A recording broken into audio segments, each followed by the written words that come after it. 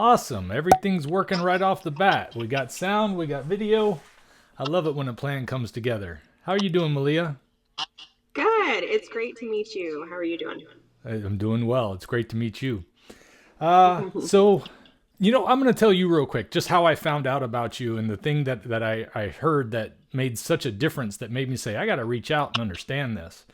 Is I was watching Carrie Mann on Homestead How, and he was talking to you about what you're doing there at Integrated Health Foundation. And I didn't catch all of it. I was kind of watching the video and doing something else at the same time. And then I heard him mention something about or you mentioned something about how your gut health is so greatly affected by eating the wrong things that I didn't even realize. And I'm going to tell you, my understanding of gut health is real basic in the sense that I know there's microbiota in there, and what I think I know about it, and a lot of people think they know about it, is that we don't really know what that means. We don't really know which biota do what. We don't know how to really make them healthier or not as far as with probiotics and prebiotics and all these medicines. It seems like it might just be kind of a way to sell more powder, like a lot of these companies are doing. And I was hoping somebody with your experience and possibly your understanding of the right way of eating would be able to clarify some of this for us.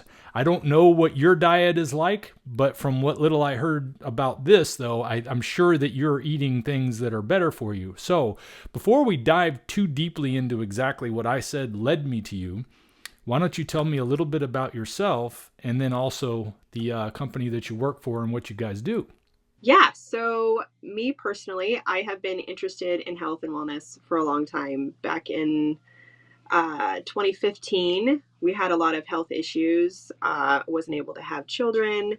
I was making the decision to homeschool my kids and to step away from the health sector, which was a big deal for me.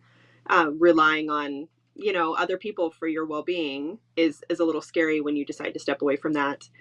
I grew up military. I married military, so we move a lot, and the military institution, as far as having healthcare and having people to lean on without having family there, is very important. And so stepping away from a lot of those things made me feel very, wow, I'm going to have to do a lot of research. I have 7 kids, and so it's like I need to make sure that I am the best advocate for these children and myself and my husband. And that really sent me into uh, researching in a way that I don't think I would have otherwise. And my personality, I came from, when I did have kids, I'd wake up in the middle of the night to take care of the kids, to nurse them, whatever. And I would go on to, I don't know if people realize, but there are amazing universities that put out free classes and courses. And so I would stay up for 2 or 3 hours at night. I would go through all their free courses, even Yale, like they do free things. It's crazy. They'll put stuff at least they did back in like 2014, 2015 on YouTube. And so I would just go through a lot of their courses and I just love learning. So this really gave me a fire to have a purpose and a reason to focus my energy and my time. And that's where all of this really started opening up. I started making huge changes in diet, looking more naturally at a lot of the ways we were living and the things we were doing. Um, and then I started pursuing my master herbalist degree and had a little bit of health background, had done other things with medical assisting and things like that. But I really wanted to have an ability to help my children naturally, ear infections, severe, gut issues, diarrhea, things like that, things that parents deal with, and, skin infections that you'd go get antibiotics for. How was I going to get around that? And that led me to, eventually we actually ended up buying a homestead in Missouri, had 30 acres. We were milking our cows and, taking care of our chickens and fermenting our foods. And I got very, very sick, completely bedridden, Mm. couldn't sleep. I couldn't, when I say very sick, I mean, I was diagnosed with dysautonomia lupus and posturostatic tachycardia. So I was completely non-functioning. At one point I had 2 aunts that died of lupus. Their lungs gave out and I could barely breathe at one point. And I was just a very real, you could die. Yeah. It hit me. It was right after I had my 7th kid. And so I looking back going, what are you talking about? Everything I've been doing, it seems to have been right. And I missed the key. I missed the key of bacteria and how they work in our lives. And that helped open up a whole nother area of the way that our brains function, the way that our nervous system functions, the way that food naturally occurs in its season should, be taken in.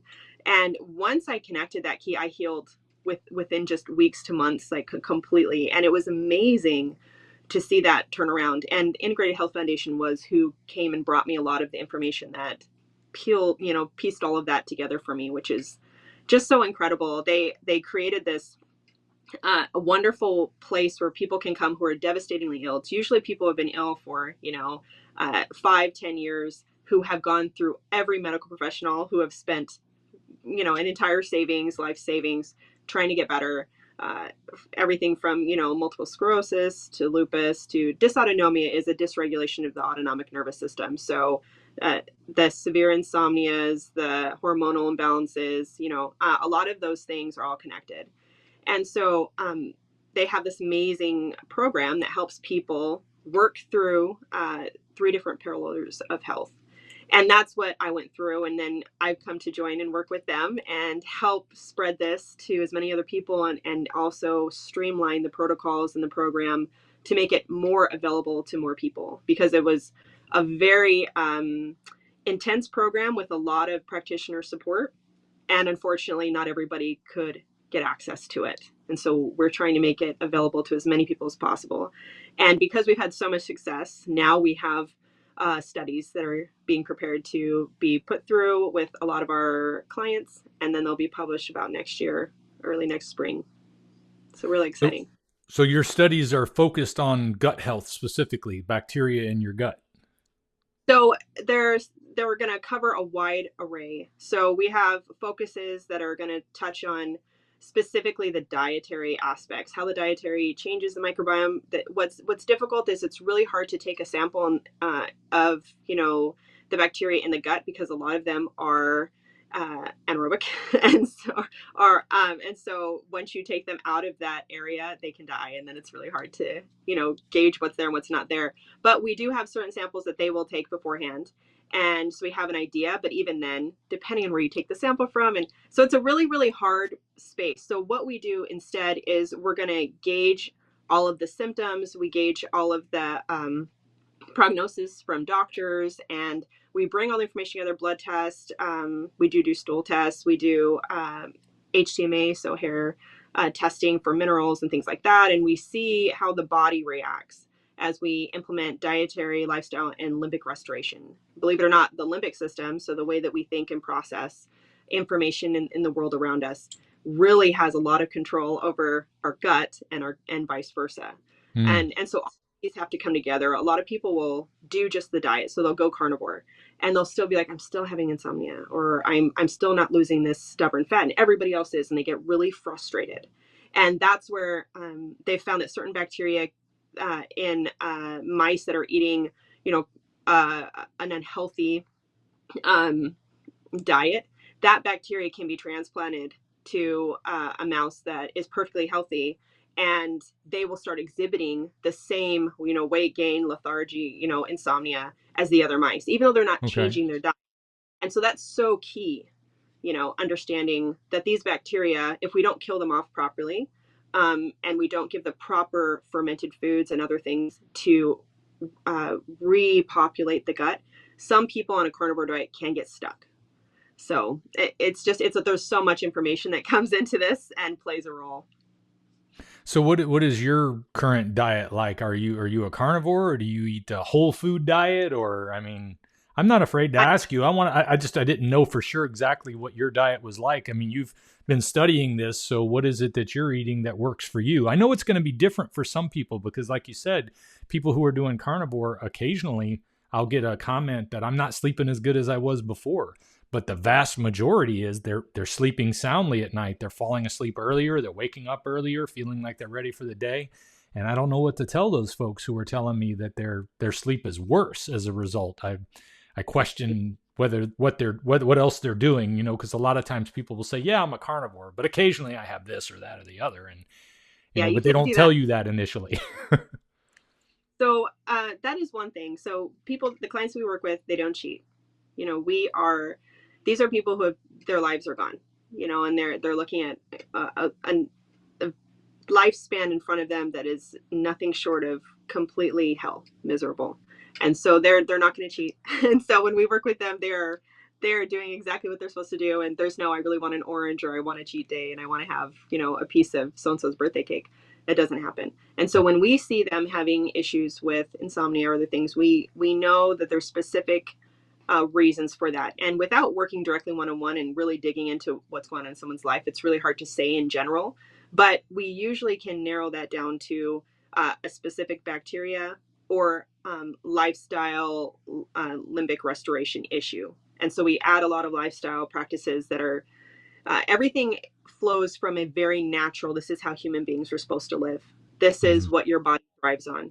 And so when we don't live in accordance with the way we're supposed to live, our bodies, they don't thrive, right? Yeah. And then we live in a society that is not conducive to our limbic health. So the limbic system is that very, basic mammalian reptile fight or flight, rest and digest space. And we just don't live in a space right now with that. We're rushing to work. We're worried about the report card. We need to pay our mortgage. We have all of these things. And on top of that, hey, the news said this, and, I want to buy that purse, but is that going to cost too much? Every little thought puts us in a state of fight or flight, whether we realize it or not. And it's not. So we train people how to come out of that, how to live in this world, but not be affected by it. I know it sounds kind of crazy, but it's key. But as far as my diet, I honestly don't share my diet very often because I feel like it turns people off so much. But I love my diet. After doing all of the research, even for me, I come from a very strong faith. And so I really delved into ancient text and, scripture and things like that. And what you saw is you had human beings in general eating the whole animal. And when I say the whole animal, I know a lot of people talk about, eat the whole animal. You can grind up the liver in your hamburger. That's great. But I mean, even in biblical sense, 7 times a year, there were 7 feasts, and they were commanded to eat the entire animal in one night.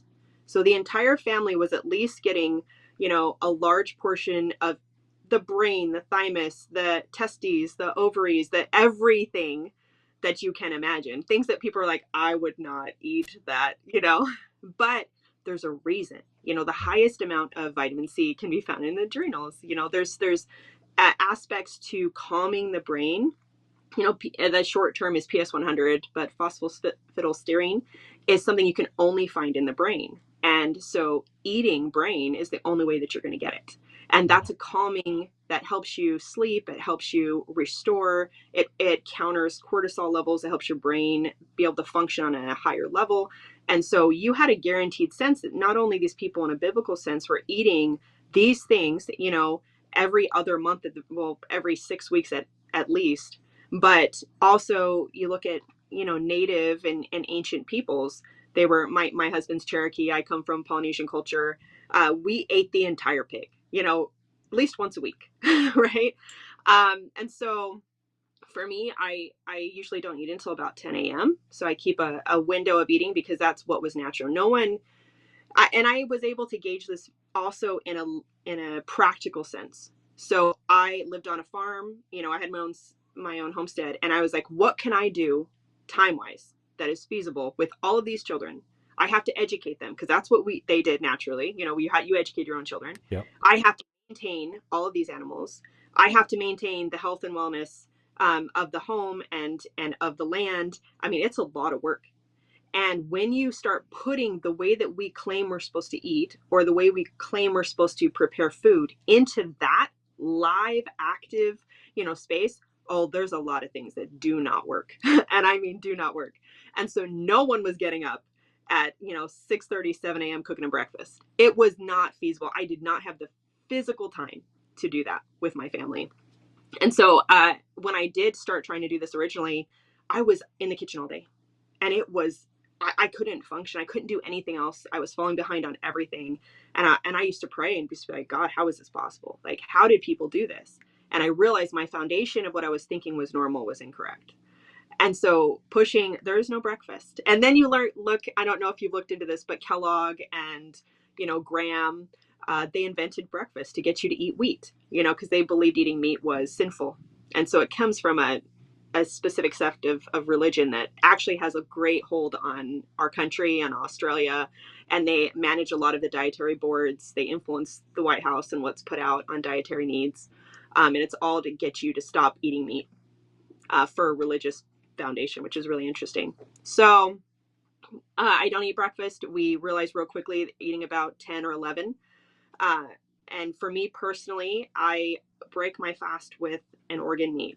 And so I really love having, and I do it raw. And so this is a reason why I don't tell people really what I eat. Cause I don't want people to be scared off. Like, start eating meat and enjoy it and really, find something that you love. And then when you're really comfortable, you can start incorporating little bits. You don't have to look at what I'm doing and then feel like, oh my gosh, I'm never gonna be able to do that. Or that sounds horrible. Because it happens slowly. Once your body adjusts, the bacteria change. And once your body starts getting the real nutrients it needs, you desire it. Like, you can't wait to eat, those meats or those organs or whatever it is. And you crave it. And what's really neat is you'll crave a certain organ for a certain amount of time. And all of a sudden you'll be like, I don't feel like having that anymore. And it's because your body goes, I don't need those nutrients in that. Now I need this. And it's very cyclical. The same to the type of animals that were available naturally for hunter-gatherers. And it's also interesting because it's the same as some of the biblical animals that were sacrificed and what they ate at certain times based off of certain feasts.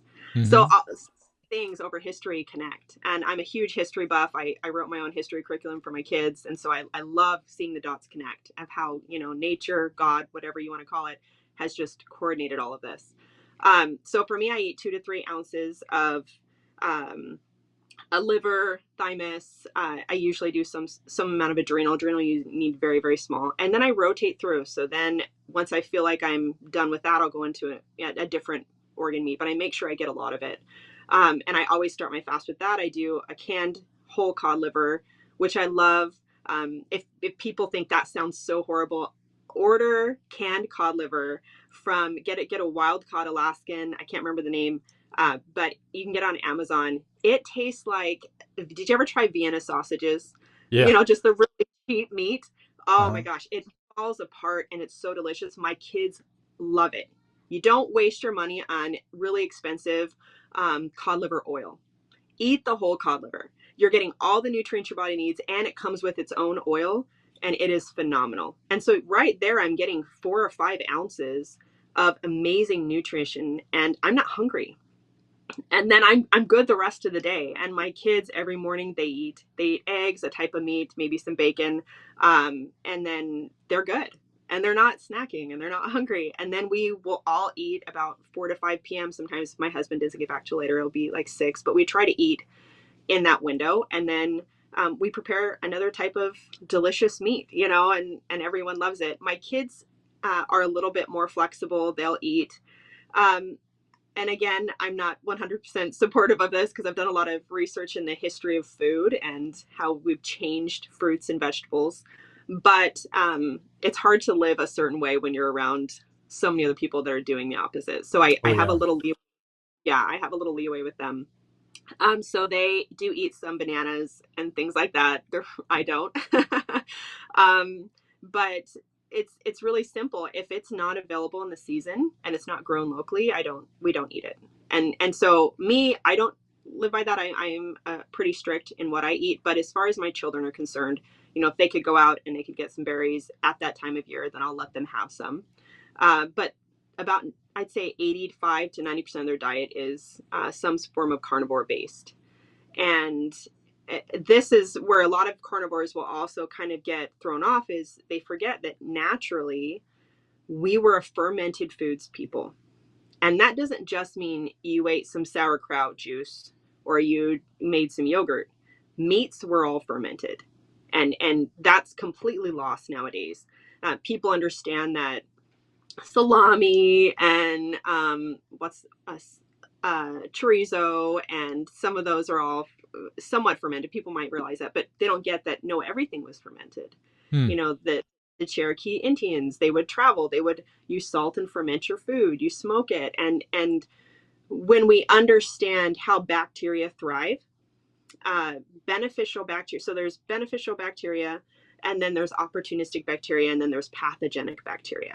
So when you get sick with an illness from a hospital, you've got some sort of pathogenic bacteria, right? When you're making really amazing neurotransmitters that your brain needs and your body needs to function, that's healthy bacteria that are doing that for you. And then there's opportunistic bacteria. Those are bacteria that are good in small amounts, and we need them. You want a diverse microbiome. However, when you kill off healthy bacteria and your diversity shrinks, which is that's always a sign of illness and even death. The less diversity in your microbiome, the more sick until death. That's just the what has been found in every study and human interaction. And so you want more diversity. And so when you take a situation where you've got that opportunistic bacteria that overrun things, so you're under stress, which kills healthy bacteria, or you're eating bad food, which is causing inflammation and also kills healthy bacteria, the opportunistic bacteria will flourish. And that brings on a lot of the chronic illnesses that we see today. And so what we try to do is keep that in balance. And when we're feeding our children or when we're eating, there's certain foods that will only feed healthy bacteria, and that's fats and proteins. And then there's foods that feed opportunistic and pathogenic bacteria, and that's sugars, starches, and carbs. So basically carbs break down into sugar and starches. And so understanding this really helps you make decisions for your family and for yourself that are very, very healthy. And the foods that you eat affect the pH of your urine, your blood, your gut, and different areas of your body. Now, your blood is a very steady pH, so your body tries to keep that homeostasis. But your gut and your urine, it can fluctuate. And so when you eat something that like meat, you stay in more of a pH range that is conducive to a healthy bacteria. That's going to give you the GABA and the calming neurotransmitters, all of the things that you need to sleep well, to be healthy, to be strong, and to be fit. And when you eat sugars and starches, you bolster the opportunistic bacteria to overgrow, and your system becomes more alkaline. And alkaline pH kills healthy bacteria. So you're literally killing off a majority of the bacteria in your body that are keeping the balance of everything else. Opportunistic bacteria aren't going to kill pathogenic bacteria, but healthy bacteria kill pathogenic bacteria. So we can't really kill a pathogenic bacteria directly with our diet. However, and I know I'm talking about a lot of this, so I'm sorry if I don't want to lose you. However, if you eat foods and have a pH that is conducive to healthy bacteria, the healthy bacteria kill the opportunistic. So if you have strep throat, right? It's very hard to kill that with a diet, obviously. Now, there's things you can do though. You can take in, really amazing things that can help your body fight it. But instead, taking in the strep bacteria that is healthy, so that one will fight it itself and it will kill it off. And there's lozenges that you make. And so that's just one example. I tell people it takes a strep to kill a strep. And so it's the same thing with everything else in your body. So while we might not kill it directly with diet, giving the healthy bacteria a good diet causes the healthy bacteria to be able to proliferate, and they take their land back. They go in and say, this is my space. I want it at this pH. You're hurting me. I'm going to fight over and keep my host healthy and safe so I thrive. Okay. I don't mind all of what you gave. It's just hard for me to keep up with all of it in my head and try to ask questions about it. But I'm going to do my best with what you've given me, which is good.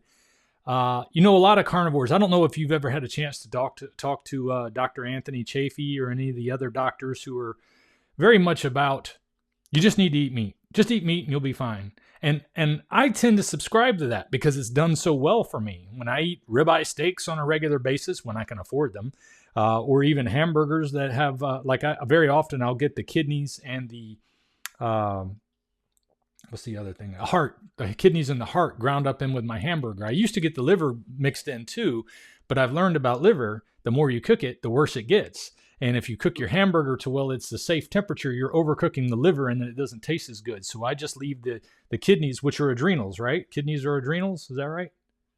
They're part of the endocrine system. So Okay. yeah, you can. Well, I find that they're delicious too, and it's a good way to get organ meats that I normally wouldn't eat on their own. Strangely enough, I found that liver is something that I love. I used to hate liver.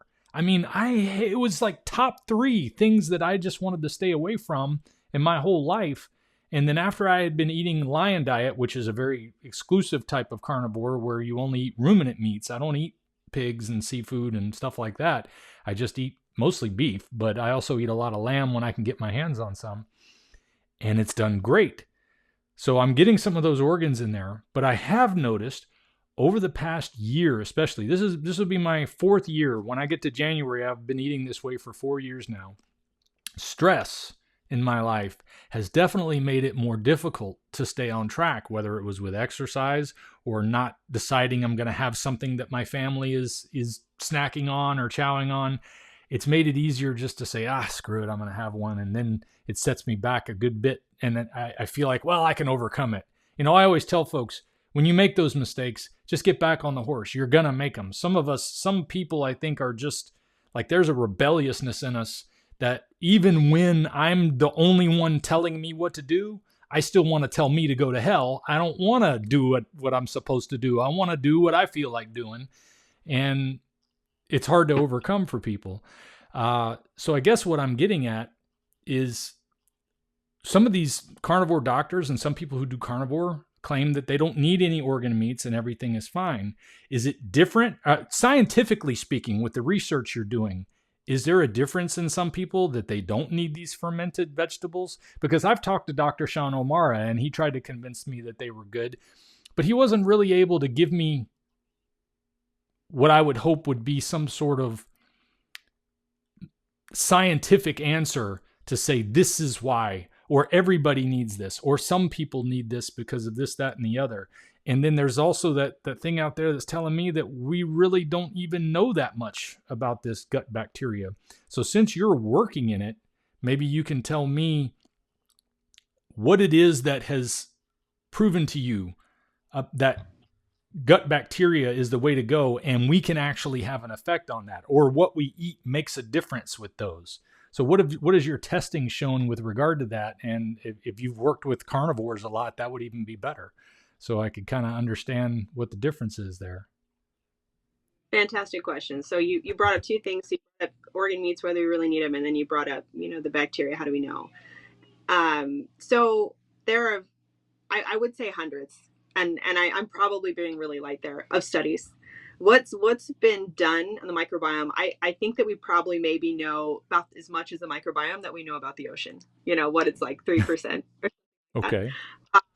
But Pasteur and so many people that started positing ideas about the microbiome, in the early 1900s, late, 1700s, 1600s. I mean, ideas were put out there for a long time, and they've known what's going on here. And there's dozens of incredible books, if you don't like to read studies, that really go into the science.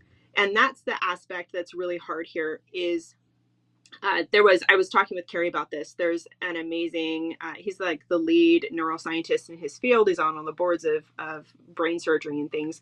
And he was asked recently, it was a few months ago, what percentage of our medical system is correct? Got students coming out of, these incredible Harvard, Yale, these amazing medical institutions. What area, what percentage is correct that we're teaching them? And he's like, at least 50% is wrong. And that's because we're learning so quickly. We're learning so quickly about these aspects. Look at what's happened with the way that we feel about cholesterol. I mean, that came out in the 1960s, and we still cannot talk to a mainstream doctor today and be like, we shouldn't be on a statin. Even though there's so much proof and there's thousands of doctors, and even the American Heart Association has changed its stance on several things, and huge studies with hundreds of, people have proven that this is incorrect. And the original study, by Ansel Keys was a 22 country study, not a 7, right? Even though we can do all of that, because of the way the medical institution is set up, you cannot change people's minds about it. And textbooks are out. It's, you know, the amount of time and money and effort and that professors put into textbooks. One of my doctors that I was talking to, he's a dysautonomia doctor. He's like, the carnivore diet's the way to go. You know, this is how we do these things, but I can never practice that because I have people who have been here for 20 or 30 years longer than me, and it's not until they die. You know, you have to have these generations of people that believe these things, that are in control, to literally move out of the sphere, sadly to say, because you cannot change the way that when they believe so strongly, and the medical institutions believe these things. And so even though there's hundreds and hundreds of studies being done on the microbiome that prove that you can take a certain bacteria that will literally make you smarter, you can change nothing else but that bacteria. There are certain bacteria in athletes, incredible bacteria, that shows that it will live off of the lactate from the muscles that is given off and change that to protease. And then those metabolites are given off into blood, make you stronger, faster, quicker muscle recovery. I mean, these bacteria are incredible. These studies have been done over and over and over and over again. You can take a bacteria from a mouse and put it in this mouse. They're both eating the same thing in the same environment, but this mouse now starts exhibiting anxiety, depression, insomnia, you know, and then you retransplant healthy bacteria and it goes right back. Nothing's changed. No environmental changes, no dietary changes, nothing. Just the bacteria is being affected.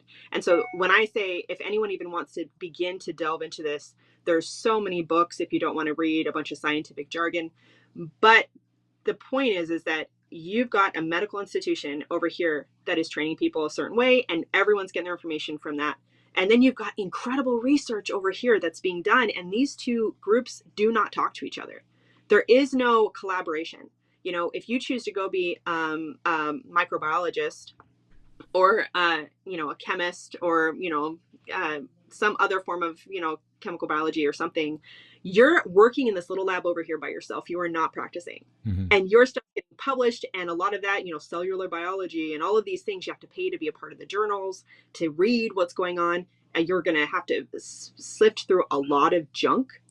You know, I know incredible doctors that will spend 3 hours every single morning and read all of the studies that they can get through as quickly as possible in 2 or 3 journals. And there's, you know, there's more journals than I think that I can even subscribe to, right? And so the availability of what we have today as the layman, as someone who's not, you know, medically astute, not have access to all of these journals, doesn't have the background. I mean, we're so limited in what we can see. And so everything you just said is perfectly understandable. It's like, does this all really matter? But the reality is they have proven that there are bacteria that affect the short chain fatty acids. There's bacteria that affect the bile salts. You know, to be a carnivore and to eat the way we're eating, you need bile salts. And more than 30 to 40% of our bile salt production comes from particular bacteria. Okay. And a lot of times, if you've eaten really sugary diets, you've killed that off. And so you either eat some fermented foods. And when I say fermented foods, I do not mean that you need to go and eat a vegetable. That's the problem, is most people think fermented foods is a vegetable. And that's not the case at all. I mean, there's a lot of fermented foods that are vegetables. But for me, I make my own kefir. I make my own cream cheese. I make my own yogurt. I make majority of anything that I eat is fermented, outside of raw or a cooked steak and stuff. Because fermentation is so key to the way that we lived naturally. So amazing doctors. I mean, there's amazing carnivore doctors like Dr. Chafee, all of them. But if you were to take them, so this is the perspective I have, is can I do this naturally out in the wild?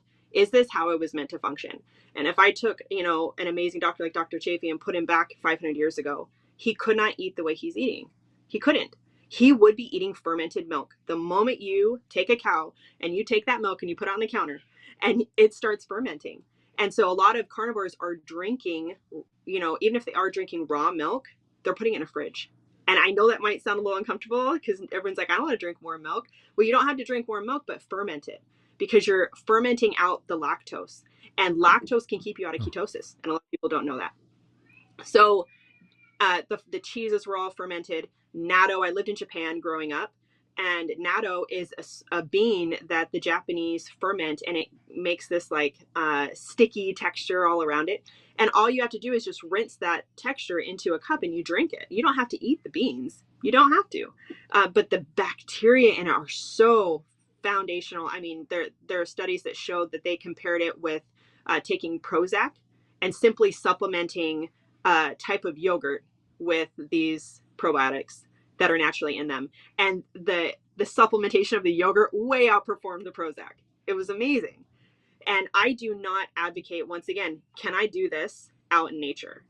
And your question is so good because I was a mom who had a lot of kids and I could not buy supplements for all of them. It was thousands of dollars, and that is ridiculous. And there are people trying to make money off of you.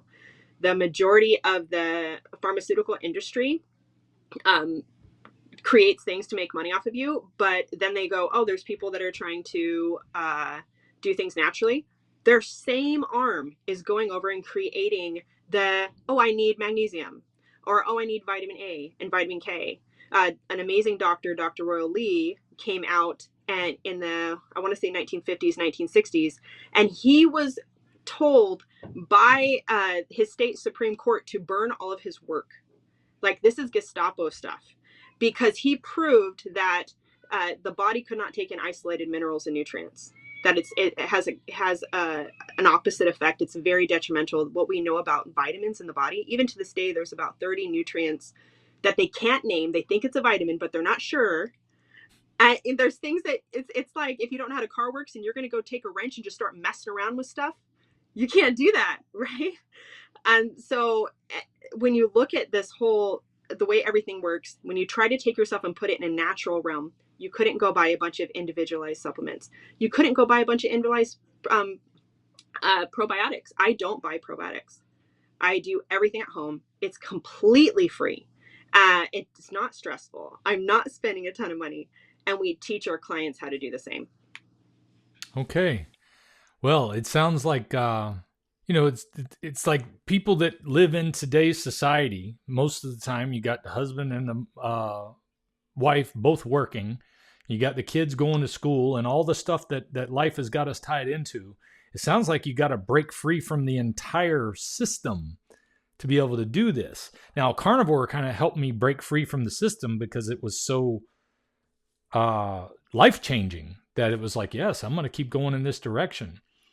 So one of the things I've always talked about a carnivore way of eating is that I tried to keep it simple, because I know people are living in this environment where they're constantly on the go. They're constantly busy, and most of us depend on restaurants to make our food. A lot of times it's fast food, or it could be a fancier restaurant.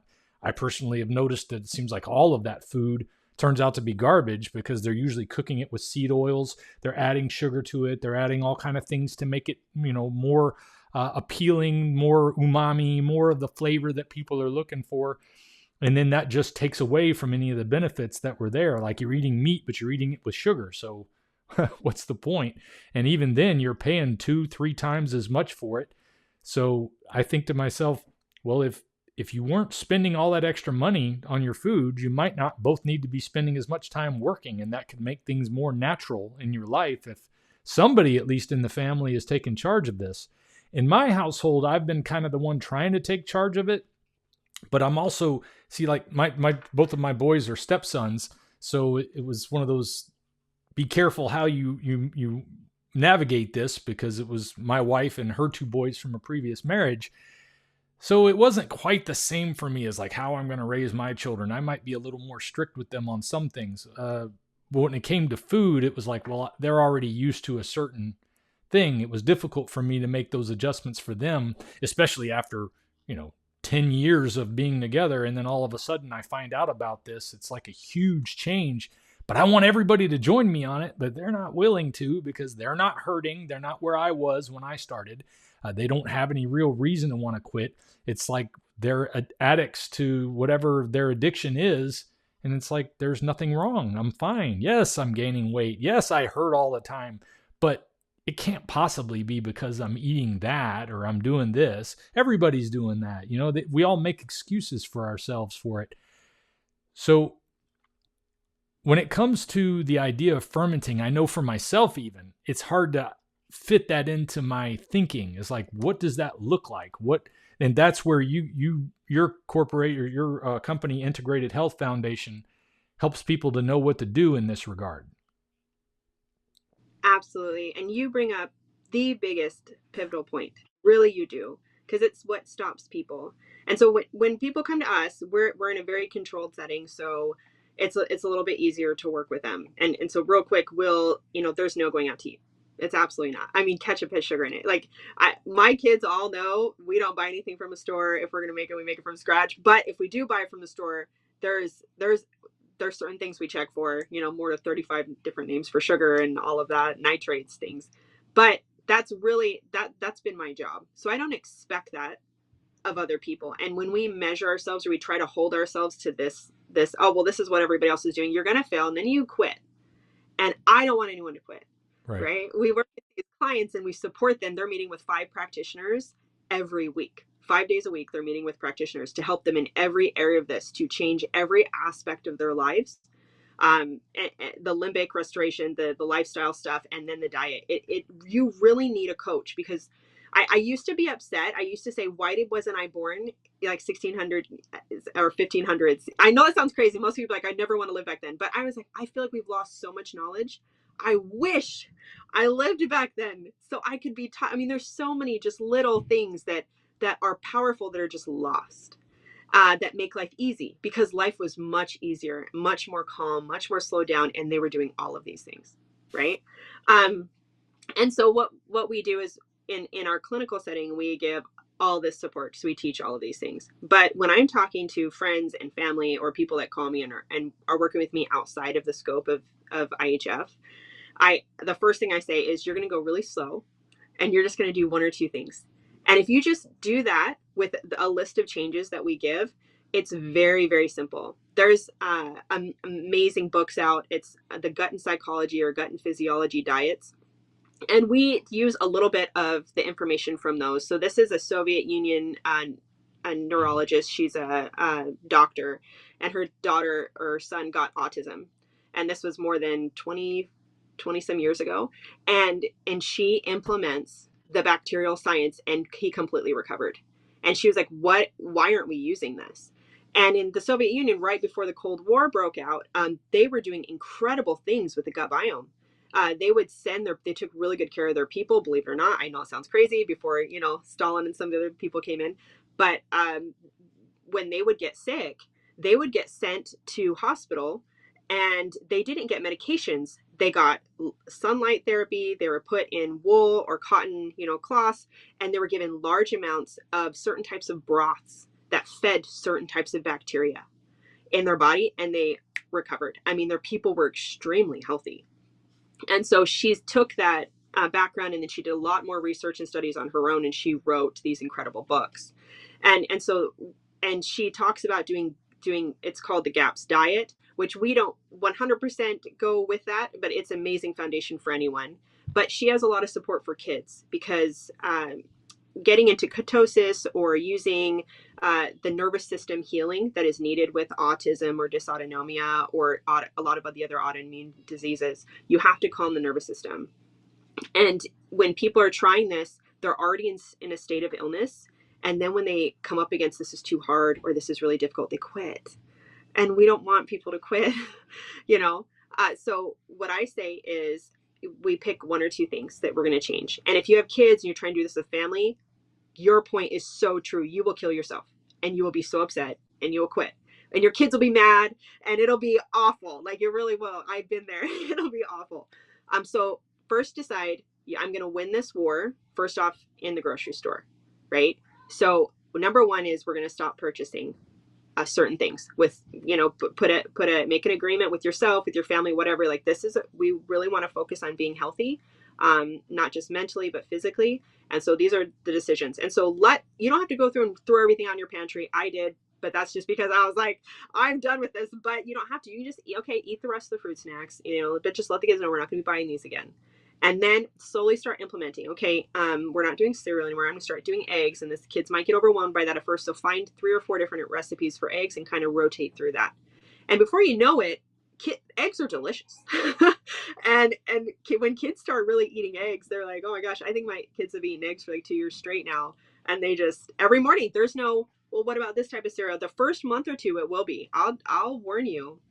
It'll be like, well, why do we have to have this again? Why do we have to have this again? But once they see that this is the way we're living and you don't have contention over it, you have understanding, we are so grateful for our bodies. And we're going to give our bodies everything that they need to thrive. And we're not going to put poison or toxins in our bodies.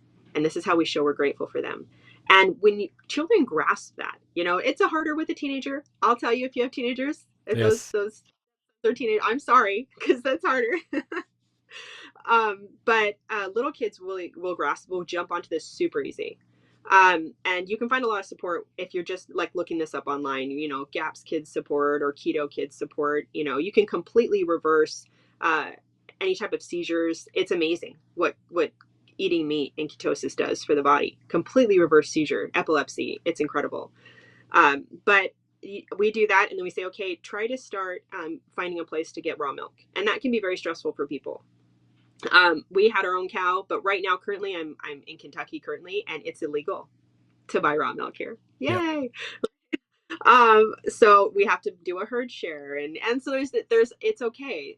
There's the Weston A. Price Foundation is really great at helping people find raw milk. Pasteurization is very detrimental to the proteins in the milk. Western A. Price Foundation. So Western A. Price, Dr. Royal Lee, and Dr. Pottinger are some of the most foundational, incredible doctors that proved that whole food, mainly carnivore raw milk, was the way to go. And you don't know about them because the government has pushed so strongly to completely annihilate the information. It's just blown away. Like Dr. Royal Lee's 20 years of work, he was told to destroy it all so that nobody could get access to it. And now it's like these random websites, even though you can find the foundations, like it's everywhere, it's huge, but you can't find it online like as easily. Dr. Pottinger did the study over years proving what raw milk does to the body. It's called Pottinger's Cats. Look it up. This incredible study where he took raw milk, he took powdered milk, he fed them to cats. By the third generation, cats could not procreate. Their bones were breaking at an unprecedented level. They were dying. Okay. What pasteurized milk does to the body is, we didn't have cavities. Dr. Weston A. Price proved by traveling all around the world, he proved that dental caries or cavities were because of diet. And when we fed people fats and a carnivore diet, meats, it went away. Like people were able to heal. And so teeth are the first thing to go when you're eating an unhealthy diet. Your teeth will start to just deteriorate because your body cannot maintain their health. So these three doctors, if you look up their work or you watch videos on them, and you could educate pretty quickly, your listeners can, on so many incredible things that they taught. So this information has been around, but it is not supportive of the food stamps industry and the government, which wants you to eat wheat, right? So it's not making anybody money. So you don't hear about it. My name's Dante, by the way. You said Ken? I didn't know if you misheard that. No, That's okay. It's okay. I'm sure you talk to a lot of people, so I didn't mean to embarrass you there. I just thought I would clarify that because I'm sure people are going to see it and say, who's Ken? But yeah, and I think what it is, you talked about how it can be scary with the raw milk thing, because in Florida, you're not supposed to be able to, where I live, you're not supposed to be able to buy raw milk for human consumption, but you can buy it for other reasons. But, how are they going to know what your reasons are for buying it?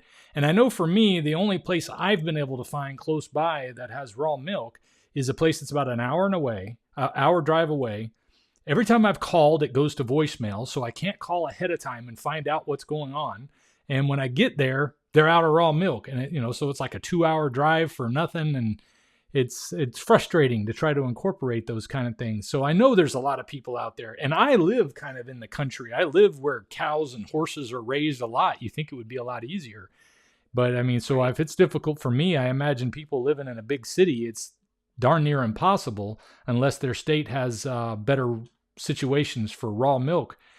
And I haven't had a chance to really experience whether or not raw milk would do me any good in the long run because it's been so hard to obtain any. And I've also found that when I drink pasteurized milk, stuff that comes from the store, that it's just so full of sugar, I start gaining weight again, and then it counteracts everything I'm doing. It's that lactose. Yes. Yeah. Or they have vitamin D will usually come with some sugar in it, which a lot of people don't realize. If we what we tell our clients is if you cannot get raw milk, get the A2 milk. So there is A2 milk in some places, and are you familiar with the difference between the A1 and A2 casein protein and I've why that heard matters? about it, but I haven't looked into it too much because I don't know where to get those things. I mean, I'm a Right. lot like my viewers out there because I really just kind of stumbled into this when I heard about Dr. Jordan Peterson's experience with himself and his daughter on a lion diet. And I was at the end of my medical rope. I said, these doctors don't have any answers for me. What he's describing sounds like it cured everything for him. So why not give it a try? And I had the experience of having done Atkins before and lost weight. That was the motivation then. But my motivation this time was I'm either going to do this or I'm going to die, whether it's by the body, my body killing me or me killing myself because I was in so much pain. And I said, this is all I got to do. I'm going to give it a try. 6 weeks. I planned on making one video talking about it because my experience on Atkins told me I was going to lose weight.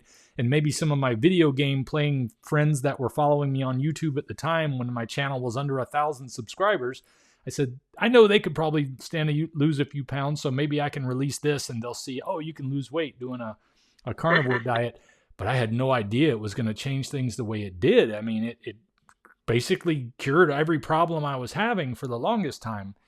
But over time, in my 4th year, like I say, stress has become an issue that I have had to battle with where it causes problems. It makes it difficult to stay dedicated to what you're doing. So what would you suggest? I mean, obviously you'd want somebody to come to your foundation for this help, but I know a lot of people out there are like, I just want to know what to eat and where I can get it. And I guess it's because our system is so built around the grocery store and the fast food and the restaurant mentality, and nobody's eating at home anymore. It's like you said, if you try to take all of this on at once, then you're just going to give up. It's kind of like deciding I'm going to start working out and I'm going to do 500 push-ups every day. And it's like, forget it. You're going to give up after one day. So I think what I'm getting at is people who are new looking at this, just starting on a carnivore way of eating, which is a lot of what Dr. Chafee talks about, just start down that path because he wants to make it simple for people to get involved in it. And then as they see the differences and the changes, just like I did, you start looking at other things. You're like, what else is a lie out there? What else is the truth? Would you say that's basically the case? You just start down that path and then keep learning and looking for people like yourself and looking for other people on YouTube that are sharing their experiences because, a lot of those experiences are going to be anecdotal. They're going to be different for other people. How do people make the jump from I'm not hurting bad enough to change all of my lifestyle, but I am hurting bad enough to want to do something. I want to experience what that guy on YouTube is experiencing. I want to experience having unzipped the body that I used to live in and taken that fat suit off and felt like, wow, this is what it's like to be under 200 pounds, not feeling my legs rub together when I walk. All these little things that are just like miracles to me, even 3.5 years, almost 4 years later. How do you get people to incorporate this into their 21st century lives? Man, such a good question. And so the bottom line is that the body is incredible, right? Yeah. And it heals itself. So you were not meant to be reliant. I was not meant to be reliant on an institution for our food, for our health, for anything. And that's Integrated Health Foundation's main goal is to get knowledge and truth out to people so that they're not relying on us. They're not relying on anything. And so when people come to us, we put them through an entire school of information so that they don't have to come back to us anymore. So that they're their own advocate. If something horrible happened in the country and food stores, were shut down, if there was no way to get food, you're not going to freak out. One, we train them on the limbic side for stress reduction and an incredible way to be able to function as a human being outside of what is, your environment. And then the lifestyle, some people would don't get that, oh my gosh, I'm going without food for a day or something, and they'd start panicking. But we teach people how to handle this and how to do it regularly such that If something like that did happen, you're not in a state of panic. Panic shuts down your entire body. It shuts down your cognitive function. It shuts down so many aspects. And that's the first detrimental, and the Hurricane Katrina, there were people who were jumping off bridges after 24 hours to kill themselves. I mean, they could not handle the stress or the idea that things might not be going well. And so it's very, very imperative. The limbic restoration is actually the most important aspect, more than the gut biome, more than the diet, that we work with people. Because when you can think, you can make the decisions in the gut. You can make the decision with the diet. You can make the decision with the lifestyle. You can make decisions through trauma and adversity that you can't do if you don't have that limbic core. And so when you're saying stress, staying motivated, this is very big, because people who come to us, we're in a very controlled setting, but it's also, I'll be honest, it can be hard. It can be very hard to do all the things that we have proven that you need to do to get your life back. Not just like 90%, not just 70%, like, hey, I lost weight, this is fantastic. But no, how do you become the father, the mother, the sister, the brother, the coworker, the boss you always wanted to be? And that's just a different level of human interaction and human existence, right? And that's what we want our clients to have. We want to put people back out in the world that make the world better, that are help other people. And so when you're saying there's this disconnect, when you've got people around you that are eating these foods and you're stressed and you're like, I'll just do this, or I'm not getting motivated, or how do I help somebody make this leap? I mean, it's that first step of, like Dr. Chafee says, or Dr. Ken Berry says, they're amazing, where they say, hey, just try adding in more meat. Just try just going this route. That is the simplest way. That's super, super simple. There's a lot more to it. And that's what's really neat. And so our foundation is, can you do this naturally? And think about it when you're making your decisions. Would this occur naturally? When we would travel the world, I've lived in many other countries, going through Guam and some other really neat areas, and my family's from the islands, and you get to see people in the ancestral home, and you get to see people live and work with one another, separate from Western society. There's calm. There's this continual, constant, always calm. People make eye contact. People aren't keeping track of time. It's, I'm here with you and I'm present with you. I'm being a human being. Versus now it's like, I've got this play group, I've got this date, I've got this phone call, I've got this, oh, it's almost 6, I gotta cook dinner, I gotta. When you're in a state of I gotta, you are putting perpetual stress on your body in a way that you were not meant to as a human being. Nothing was I gotta, right? Everything happened through natural flows and occurrences as time and light and all of these things cause changes in your body. Hey, I feel like it's time to go to bed. I feel like it's this. I feel like it's this, because that is how you're. But in a state that we live in, where you're saying, I'm losing motivation, I'm trying to, stick with certain things and be, this powerhouse for my listeners, what can bring that on isn't just diet. It's the way that we approach the world every day, start to finish. And so that's key. And so I don't want people to get discouraged. No one has to live or eat. That's why I don't share my diet usually, because I don't want anyone to feel like they have to live or eat like me. No one has to milk the cow. No one has to do those things. If you can't get raw milk, that's fine. You can get A2 milk. It's usually at Costco or some other places. And then you can buy kefir grains. You can buy them on Etsy. There's great suppliers for like $20. You get these little grains. They come, you put them in your milk overnight. You've got kefir. There's no lactose in it. There's no sugar, but you're getting all the incredible probiotics. You're not going to gain weight on it. You're going to lose weight. I guarantee you start drinking a lot of kefir, you're going to lose weight. And it's not going to be I'm losing muscle mass. I'm sharper. I'm, more fit. I mean, I could sit here and list for hours the studies that have been done on kefir.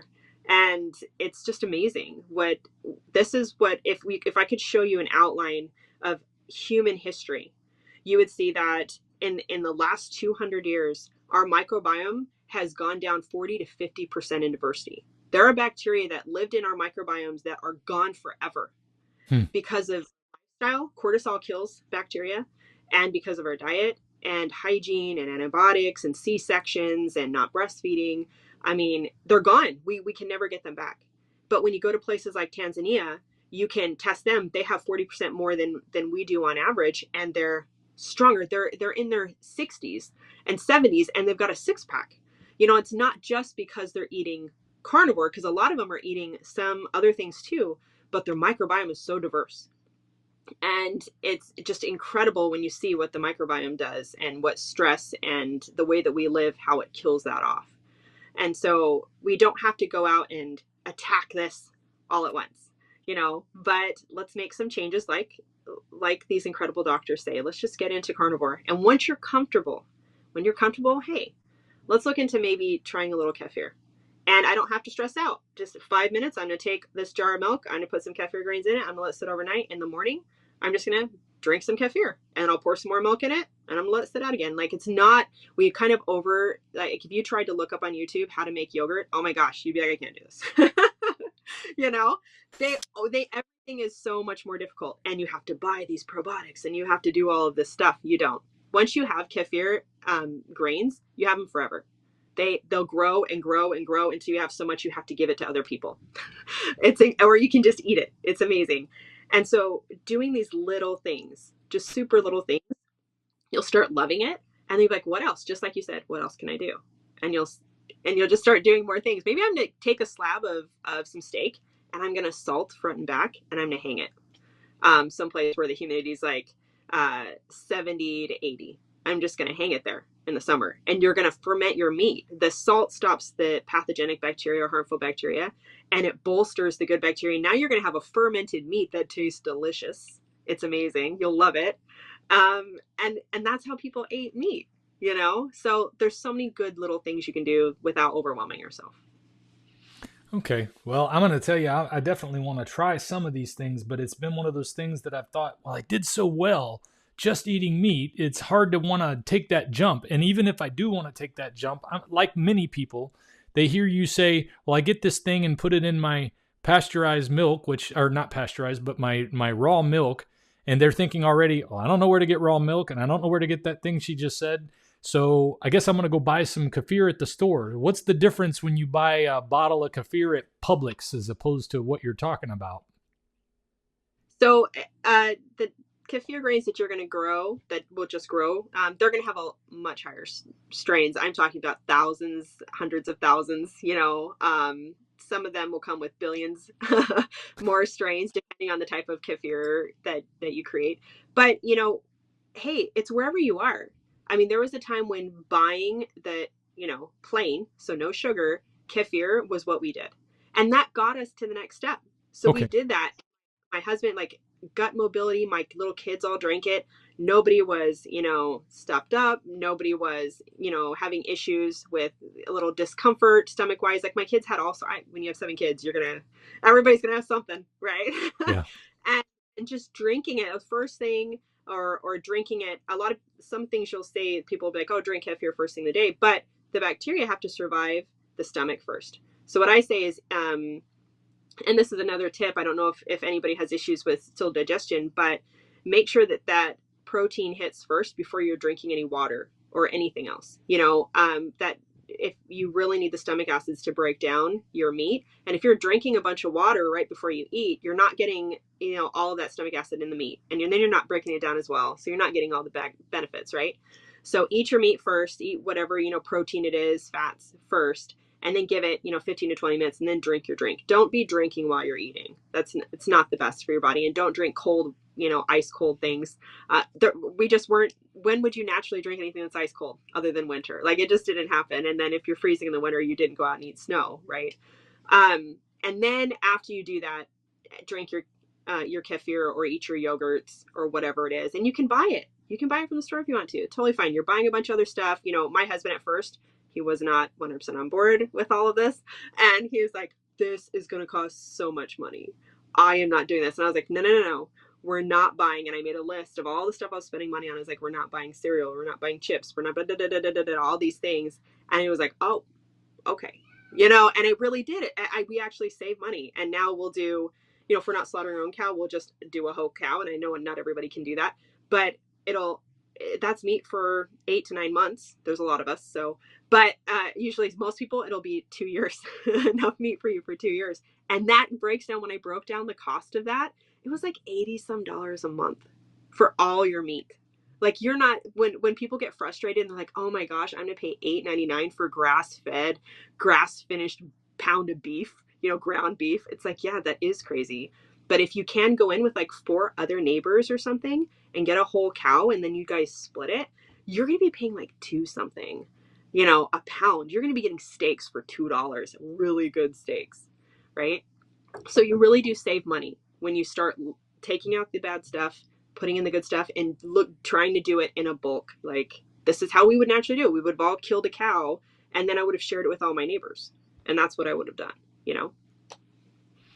Okay, so somebody who is on a carnivore diet right now, who is wanting to know about doing kefir and things like that, it's okay to go to the store and buy the sugar-free. You got to read the ingredients on these things. I believe that that's the problem a lot of people miss when they try to bring these things in. They just grab a thing of kefir off the shelf and then don't realize there's sugar in there. There's who knows what else they put in there for stabilization or something like that. But Right. they can start there and see how it affects them if they're starting with something that doesn't have sugar specifically, I guess, and maybe there's something else you could recommend to watch out for, and then see how the changes come in. And then if they are seeing benefit from that, they can find out about how to make their own. See, when you say making your own kefir or whatever it is that you're adding to the milk, that's like a black spot in my thinking. I have no idea what that thing is that you're talking about. And I'm sure there's probably a lot of people watching this that feel the same way. So where do they get whatever that is? We get it. My husband's the same way. And I really do think that it is like, this is my role and this is your role. So don't worry about it. So I don't let him worry about it. I take care of it for him. So it's nothing about you specific. I think it really is like, this is somewhere where I flourish and I enjoy this, and him not so much. So it's okay. I really would say start with getting just whatever you can from the store. Make sure there's no sugar. Make sure there's no, you don't want, potassium sorbate. You don't want all these. You don't want cellulose, which is, sand or Wood. wood. Like, oh my gosh, yeah. So make sure but it's really easy to find. You find the plain one. You can find, the Greek, organic Greek whole yogurt. You can use that too. Those actually don't ferment usually longer than 12 hours. So this is the thing. A lot of things that say that they're fermented, they really aren't. And so when we work with our clients, we say, if you can't make your own yogurt, because most of them can't, most of our clients are bedridden, we say, have someone go purchase XYZ yogurt. If you can't find A2, that's fine. Just do the best you can. Everybody just do the best you can wherever you are. It's okay. And because you're going to get better. You're going to be able to do all these things eventually. Take your yogurt, bring it home, set it on the counter overnight. So give it another 12 hours. To get rid of all the lactose, you have to ferment 24 hours. And so if you are eating yogurt and you're gaining weight, I mean, there's sugar in it. And then your insulin goes up, and then your body takes the good fats and doesn't use it for energy and instead locks it away. So whenever you have insulin, no matter what's going on in your body is getting the signal, lock everything away now. And there's no way you can wait when insulin is high. That's why carnivore is so successful, is because your insulin drops and your blood sugar stabilizes on such a level that you're just burning fat. And it's just amazing. But if you are drinking just milk in general on the regular and you're not fermenting it, you are getting lactose, and that is going to spike your insulin. And so that's going to cause storage of fat just automatically. Doesn't mean it's bad for you, because there were times in the season when you needed to store right before winter, a bunch of berries come out because you need to store a bunch of fat for the winter. That's you're like a bear.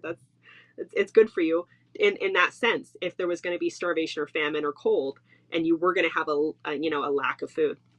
But take that yogurt, set it out, let it sit there for another 12 hours. Now there's no lactose in it. There's no sugar, and you can just eat that. That's great. The reason why we say kefir is just because really billions more. You're going to get so many more probiotics and much different strains. So one of my examples that I like to give people is when we take a microdiversity and we narrow it down like we have in the last 200 years. In nature, everything has an opposite. So if there's one bacteria that's bad here or pathogenic, there's a good bacteria to fight it. And usually that's the only thing that can fight it. And so what they found in 1918, there was a doctor, during the wars, World War I, that found that there were soldiers that were dying of E. coli, of this horrible infection. And then there was 1 or 2 soldiers that weren't. And he was like, what's going on? And so he was studying their bacterial diversity. He was studying the feces. And he found that there was this bacteria. It's, Escherichia coli Nissl 1918. It was named Nissl after the doctor. And when he took this bacteria and put it in these sick soldiers who were literally dying on their deathbed in a war zone, they recovered. And the ones who didn't get it didn't recover. This type of bacteria, it's an E. coli bacteria. E. coli has lots of different strains. And so we know, and most people know nothing about bacteria. So you hear lactobacillus, there's so many different strains of lactobacillus. Bifidobacterium, there's so many different strains. E. coli, there's so many different strains. So some are good and some are bad. And when the United States, when they came back after World War I, World War II finished, and they started really going, what's going on here? They found in studies that this Nissl 1918, I think it's named Mutaflor in other countries, was so potent as to all sorts of illnesses that they named it a medicine. And if it's a medicine, you cannot get it over the counter. And it is illegal in the United States now. And so our clients, when we encourage our clients, if they can't make it, but like I said, most people can't, buy it. So you can get it from Canada, you can get it from Europe. It's everywhere. It's called Mutaflor.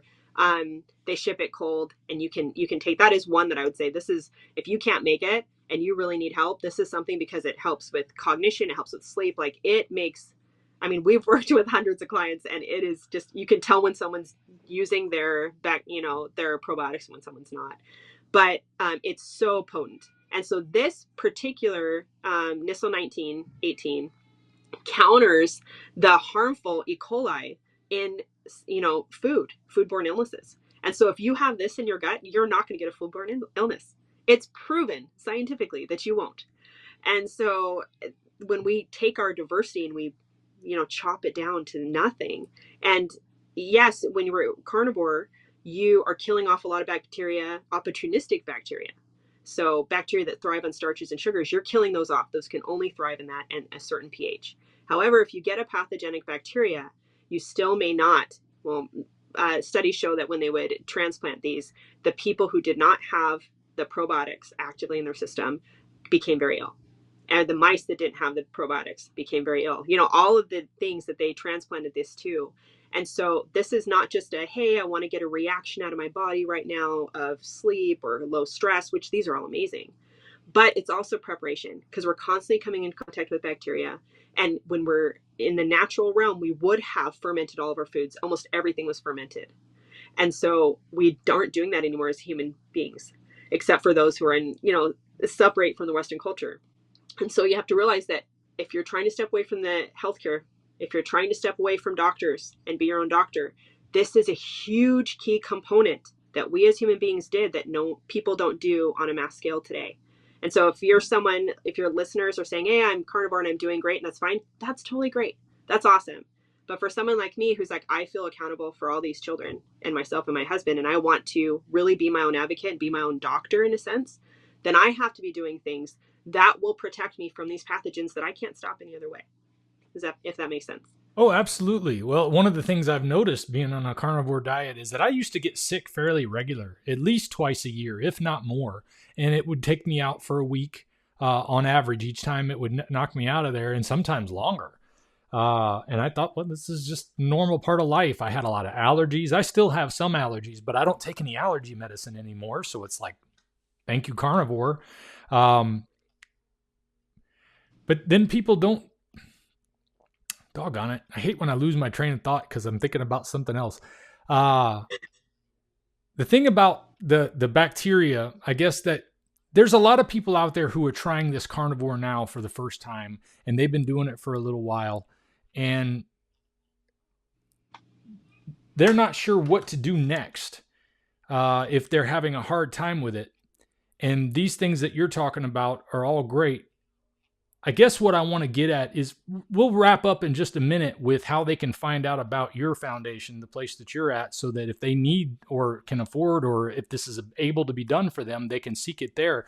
Because I do know that reaching out for help is hugely important. When you've got all of society going the opposite direction, you got the government, as you pointed out, forcing you into certain directions. You've got all the medical professionals out there telling you that this is the wrong way to go. Not all of them. There's more and more coming around, thank goodness. But they've been trained that way because they're basically financed by the pharmaceutical companies. So when you start to realize that it's not necessarily some big conspiracy that brought us here, it's just a lot of bad human nature and decisions that were made that were profitable for them and prestige and things like that, and people didn't want to walk away from. We've got all of this going against us. What is it when you're eating a carnivore diet that would help somebody realize, I really, really, really don't want to eat that one piece of pie out with Thanksgiving dinner? I've been guilty of it. I know a lot of my viewers have been guilty of it. And you figure, well, I'm going to feel bad for a few days and then I'm going to get over it and then I'll be back on track. That's kind of been my mode of thinking until I heard what I mentioned at the beginning. You said to Carrie, can you talk a little bit about how when you're doing the right things on a carnivore way of eating and then you eat something that has either sugar in it or something that turns into sugar in your body? Tell me about that one more time so that I can, I want to drive this home to people, because I think this is a big area where people are stumbling, and it would be probably the step to get them where they can even look at fermentation. Because I'm not really at the point where I wanted to try the fermented things until talking to you. Talking to Sean O'Mara got me peaked about it, but I never did anything with it. And now I want to really understand this because I'm dealing with the stress and I know the cortisol levels are higher and that's making it harder to keep the weight down. So even though I'm not eating a bunch of things I shouldn't, there have been times where I have indulged in something small. It could be the crust of a pizza or something like that. Or for me, eating a hard cheese or a 2-year-old cheese, I thought, well, this is animal-based. This is fine. I should be okay eating this. But the stuff you buy in the store doesn't seem to be the kind of cheese that people are talking about. Even when I go to the fancy section in the store, I thought that was where you got the good cheeses for this kind of thing. So I don't know how to get around that one with the cheese. I guess there's just a lot of stuff that's hard to find. But tell me about what it does to your gut biome when you are eliminating all the bad stuff. You're eating only meat. Maybe you're adding some organs. Maybe you're not. What happens when you eat a potato or a piece of pie or a piece of cake or have a sugary coffee drink or something like that? Right. Again, so many good points. So first I want to say, when there's only certain things that cause change. So when you're hurting enough that you have to, when you learn enough that you're able to, that you want to, or when you receive enough that you're able to. So it's people have to fall into that. So some people are going to be at a point where they're going to come across that pie and they're just like, man, either they haven't learned enough, they're not hurting enough, or they haven't received enough to be able to make this decision. And I want to be just very understanding to that, because we all are just wherever we can be. I know that sounds like a very crazy statement to make, but be okay with where you are. Like, all right. And if you want something, say you want, be like, I really don't want to keep indulging. I feel like my history shows that I'm indulging. All right. What do I need to learn then? Or what do I need to receive? Or how much further do I need to hurt myself? Like, do I really need to go that route where I'm going to just let myself keep hurting? You know, and if it's the learning, like if you're someone like me that loves to learn, some people don't like to learn. It's okay. But I'm like, okay, I don't know enough about this because I'm not making the decisions that I want to make. I know I want to make a decision in this realm, but I keep slipping up. So maybe I need to research this more so that I really go, no, I know what this is doing in my body. And when I learned that, you know, a certain amount of sugar lowered my immune system more than 50% for 6 to 8 hours, the moment I took it, I was like, what the heck? You know, having so many tablespoons of ketchup, you know, the amount of sugar in ketchup would do that to my immune system. And then if later in the day I had, you know, just a sauce on my steak, you know, the sugar in that and the sugar, I mean, I'm not talking about a pastry. I'm not talking about breaking, you know, the carnivore code or anything like that. I'm talking about small amounts of sugar that are naturally in these things. Those will affect my immune system. And there's a lot of other cascading effects that happen with your immune system when it's downregulated. And immediately the bolstering of those bacteria cause the die off of the other. I mean, cortisol has been proven. There's several incredible studies that show that just one thought. So if you have one stressful thought, say you're like, oh, I got to make this video and we're late. And that thought alone, letting it proliferate in your mind, will actually cause cortisol to bolster opportunistic bacteria, and it changes them. The studies that went into this said that it's like they become Hulk. So an opportunistic bacteria that seems to be fine and playing well with others, when cortisol is in circulation, it literally bolsters them. They become bigger, stronger, and their ability to damage the gut lining within hours of that thought that you had. You would think that these things are totally made up, but it's incredible what happens when we think. And that's why being in a state of calm and gratitude always. And I know that sounds really simplistic, but it's ancestrally true, it's biblically true, and the studies show it. The moment that you have that stressful thought, we teach our clients how to do limbic restoration activities and how to reframe immediately. So reframing is a powerful tool. Find a mantra or find something to where when you see something happening that you're uncomfortable with, the spouse said something rude, you're running late to work, you're feeling uncomfortable because something's not going well with your diet, immediately reframe. That means you take it and you flip the way you think about it. You go, oh my gosh, everybody's yelling. I'm so grateful that I'm here right now. Bring in a state of gratitude. Picture an image that you love. For me, I lived in Hawaii, so I have this picture of me sitting by the beach. It's just wonderful, right? I picture that and I go and I reframe it and I go, I'm so grateful that I'm able to take care of these children. You have to reframe. I'm so grateful I have a job that I can go to. I'm so grateful. Bring in gratitude. The more you do that and the faster you do it, you'll realize that your body will be resistant to cortisol spikes. You won't have those. It won't happen. It's incredible. And so you're not going to have those bacteria reactions. You're not going to have the gut inflammation, and you're not going to have the weight gain. Weight gain is directly correlated to the type of bacteria. They've taken bacteria in mice that were overweight and put it in skinny mice, healthy mice that no dietary change, and they started gaining weight. So the type of bacteria too really are affected.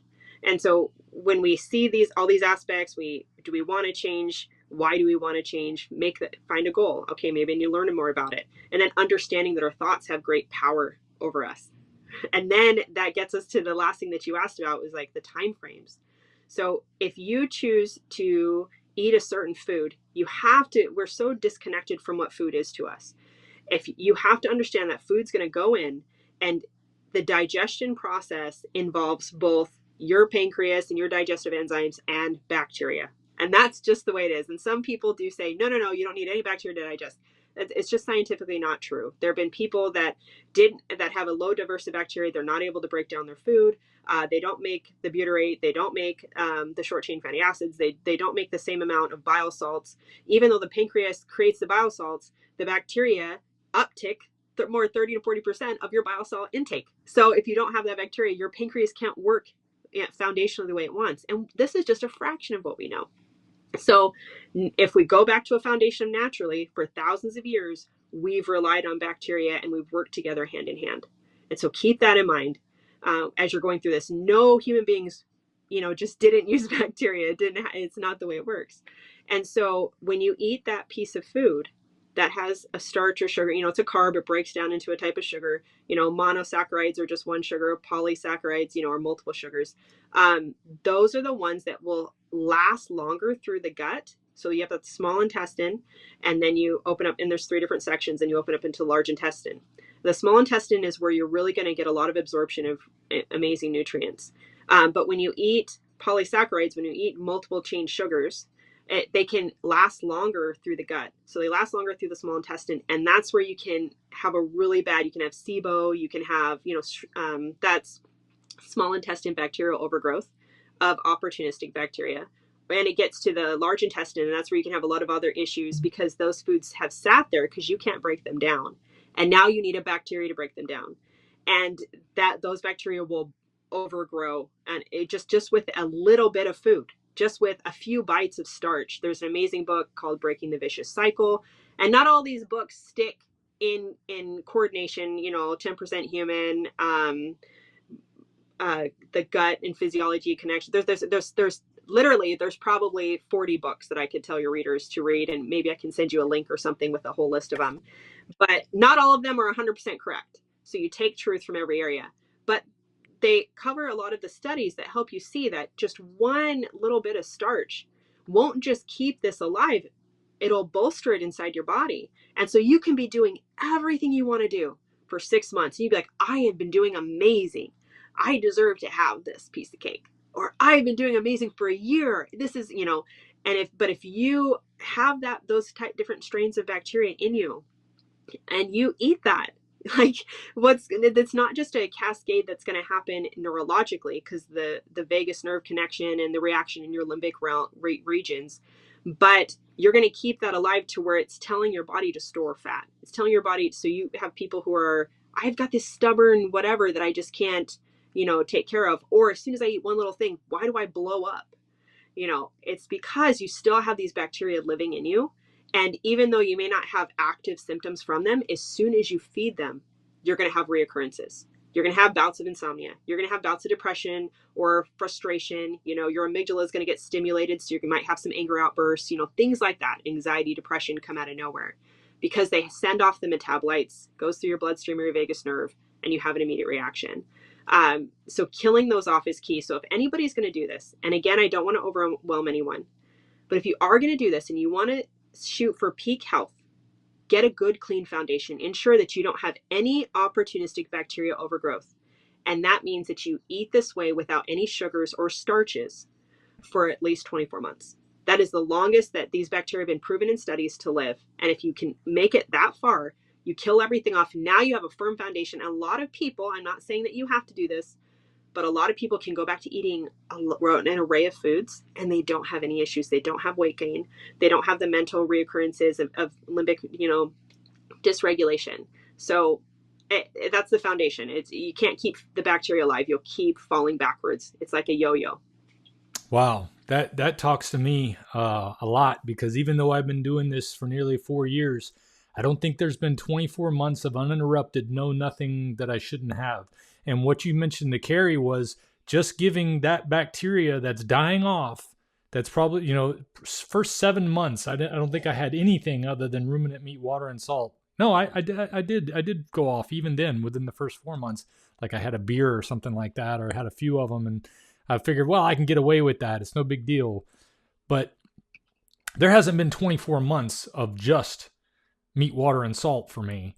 Not that that's what anybody needs to do, but if I had, then that bacteria might be gone now. So when I do have some of that cheese or something that would be a natural food, whether it's a store-bought vegetable, which I kind of think of them as frankenfood. They're not really vegetables. They've been altered. They've been changed. They've been sprayed. There's so many things going on. They've been genetically, at the genetic level, altered. And these people messing with genes, they don't know what they're doing to people when you feed them things that have been genetically altered. They just know how it affects their bottom line, and we're just consuming this stuff. So if I were interested, in taking this next step to understand this, where would I go for your website, and what would I do while I'm there? What am I signing up for? What am I interested in doing when I come to you, so that you can help me or somebody that's watching this video right now, so that they can know how it's going to benefit them? Right. So you can do a whole array of things. So we love helping people. So if you want to come to us, if you want, to talk to someone individually, you can do a phone call. You can sign up to have, literature sent to you. You can sign up for a wait list to go through one of our programs. We have, programs that are curtailed for people to do on their own. If they're like, hey, I'm not bedridden, I can do a lot of things on my own. Or if you're like, hey, I am severely ill and I really need help, and I haven't been able to get help anywhere else, then we have more intense programs. And so just signing up for those things, we can gauge where you are and what you need. We have, books that we send to people so they can do it 100% on your own, time frames of things and when to incorporate lifestyle, restorative limbic work, and the diet. So you can come to us, the Integrated Health Foundation, .org. And also you can just start making a few different changes. If I couldn't give anybody anything at all, if all I could say was, number one, stop eating everything that you possibly can that's processed. If it's got more than 2 ingredients in it, don't eat it. I just stop eating it, because the majority of even the ingredient names are a lie. Like, Yep. they're able to not put stuff in food based off of a percentage, so that you're not even getting a full ingredient list, or they can hide things, under other names that say natural Natural flavors, flavors. right? So I'd say eat whole food 100%, and make sure that that is coming from some ruminant animal. And the ruminant animal has a 4-chamber stomach, the cow, the lamb, whatever. Even chicken is a type of ruminant. So uh, Hmm. eat those, cut it down. They can break down lectins. They have enough of a fermentation process to break down lectins. Oh, wow. So yeah, chickens can, which is really great. But it's not the same type of rumen as a cow. So, but that's why they can eat a lot of foods, out the vegetables and the bugs and things like that, and it's not going to affect their eggs and their meat, because they were able to ferment it enough to break it down, which is fantastic. Um, I was willing to end this on that, but before that, but you said that about chicken. See, one of the things that I've found is I don't like chicken anymore, but I do like eggs. And yeah, I battled with whether or not the eggs were causing me to have slowdowns in my progress, the way I was going, like weight loss and things. I want to have 6-pack abs, but I've never been able to get down there. I've gotten them pretty close. The picture at the beginning of the videos that shows was the best I've ever been able to do. But I've thought, well, eggs are good for me, or are they good for me? I don't know. How important is it what the chickens eat then, if they're able to it's do that? super super important. So look at it. It should say, most of them will say vegetarian fed. Even if it's organic, it'll say vegetarian fed. So it's very important that if you are going to do eggs, that you get them from a local farm somewhere around you. Usually, there's so many that around people. I've actually never seen anyone who couldn't get eggs. Yeah. Some, like, hey, I had to go and buy 10 dozen at a time, because it's a 45-minute drive, but they're able to get them. So if you do the research, you can find them. But it is so important, because those lectins will be in the meat and will be in the egg. And that's really detrimental to losing weight. It's detrimental to the nervous system and the gut barrier. We just don't want the plant toxins. And so, but with my husband, what we do is we try to get in, I know it's going to sound crazy, but 4 egg yolks to a dozen egg yolks a day. And I make a homemade protein shake. I take a dozen egg yolks. I make my homemade kefir. I make my homemade coconut. For my husband, I do a coconut cream. So I take organic coconut, because I come from the island, so it's an ancestral food for me.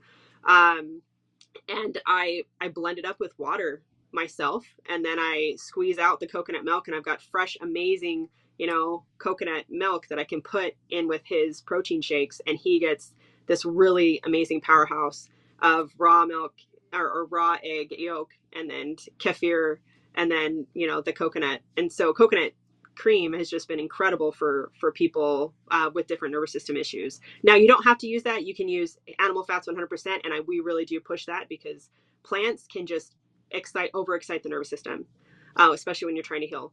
But getting as many of those eggs in. Now, if you're having an issue with eggs, it's usually a sulfur issue. It's usually an issue with breaking down sulfur, or being able to process it. And so there's certain bacteria that you take if you have an issue with that. And so what we would encourage our clients to do is we say, hey, we want kind of this line of probiotics. You can get it by fermenting these types of, strains. And then we have them do that. We make sure that their body's seeded first. And then, hey, let's try egg. So we've never had someone come through our program that had an egg intolerance and then wasn't able to eat eggs after the 12 weeks at the very least. So that can all be turned around. And then, the egg yolk, like, that is it's a powerhouse. It's so, so amazing what egg yolks have in them. There's a reason why, nature or God created a chicken to produce an egg every day. Like, it's not going to produce a baby. That is not going to create a baby. It was for us to have every single day. If you just go back to nature, like, why is this occurring like this? Yeah. Because for us. But make sure you get it fresh and from a good place. Yeah, I think about that because we raise backyard chickens, and I've been trying to make sure that, like, when my kids would go to school, I said, I'm going to make them some bacon and eggs every morning, make sure my wife has something. but my wife is resistant to eating breakfast. My younger son is resistant to eating breakfast. And I'm thinking, this is the only chance I've got to get you to eat something right so you can start your day better. And I know you're going to go to school and eat whatever they got there. And if your mom packed a lunch, it's probably got bread in it. And no matter what I do, it's like I can't overcome these things because people have a really hard time of breaking away from the way society has trained us to eat all this stuff. So it's rough, but it sounds like your organization, the Integrated Health Foundation, would be a great resource for anybody who is serious about trying to take their health under control. And I'm interested to know more. So I'm encouraging anybody else out there who is interested to know more. What's the website, Malia? integratedhealthfoundation.org. Oh, well, pretty simple. Since it's right below your picture there, you can see how to spell it all in case you have any trouble with it. And you can check her out there. So many other things I'd love to talk to you about, but I do want to tell you this in parting, is that I think you're amazing. Your family should be very thankful to have somebody like you in their life that is making such a difference. And I think that the rest of us should be thankful for mothers like you and for fathers like you that are taking the reins in their family to try to lead them the right way. And it's creating a community of people like we have right now that give us that support, because when we go out into the daily world, it's like just 99% people that are lost on what to do with health and how to deal with these things. And I love also that you're basically taking into account something that in the professional world I used to see was important, is making that 1% change a day. Don't try to focus on changing the whole world at once. Change 1% better a day. But that works the other way too. If you're not changing 1% to get better, you're at least going 1% worse every day. And if 1% better can lead you to a wonderful state, 1% worse can lead you to a horrible state. So we've definitely got to keep moving in the right direction. It doesn't mean we got to subscribe to something or go buy supplements, but it does mean we've got to try to do things naturally, like you were talking about. And, there's so little we know about natural eating, natural anything. We've been trusting doctors and government to tell us everything for so many years. As an administrator at a retirement home, I watched how elderly people just whatever their doctor says is the truth, and I'm going to stick with it, and it doesn't matter, even if I'm not seeing results. And that's crazy to me. Well, I mean, that's crazy to anybody. Keep doing the same thing over and over and expecting different results. That's insanity, right? So this is your opportunity. If you've been interested in getting yourself healthy again, this is your opportunity to start making 1% in the right direction. You don't have to know everything about making kefir and how to make fermented foods or even where to buy raw milk and all this stuff. Just start with something you can change today. I know I started by going full force into Lion Diet, but I had already kind of weeded out sugar from my diet. Not tremendously, but I'd cut out sodas. So there are different starting points for people. And I want to make sure that that's clear, because that's why you might need to seek some help, whether it's with Malia here at the Integrated Health Foundation, or even if you just want support of somebody you're comfortable listening to. I know a lot of my viewers come onto my YouTube, my Ferrigno Freedom website, and they'll sign up for the groups that we get together and talk, or they want to do a one-on-one conversation with me. And the only reason I made that available is not because I think I'm some source of knowledge, but because I know that community, that group environment helps people to stay on track. So don't be afraid to seek help either, because it's going to be really hard when you feel like your doctors aren't giving you any good information, your family's all against you, everybody's against you. Well, we're here to be able to try to help you move in the right direction, because we've either experienced it in our lives or we've seen it in other people's lives, and we've got that knowledge to be able to help you move forward and encourage you to keep making those right decisions. Is there anything else you'd want to end with, Malia, before we cut this off? Well, thank you so much. I agree with everything that you just said. And I just want to give people hope that, the body was created to heal.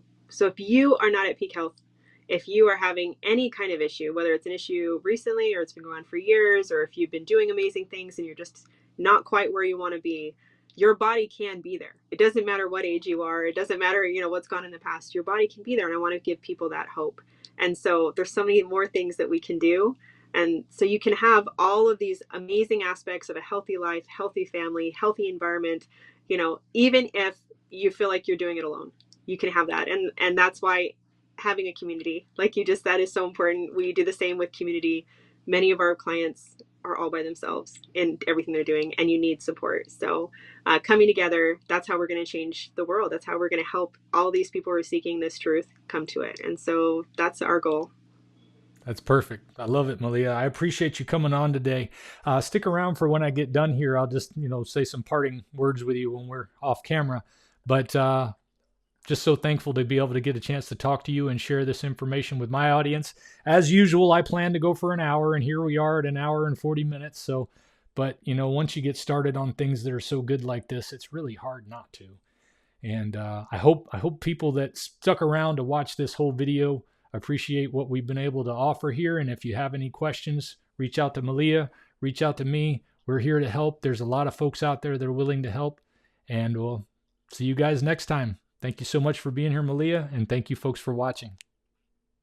If we pay extra, could we maybe get some grease or fat?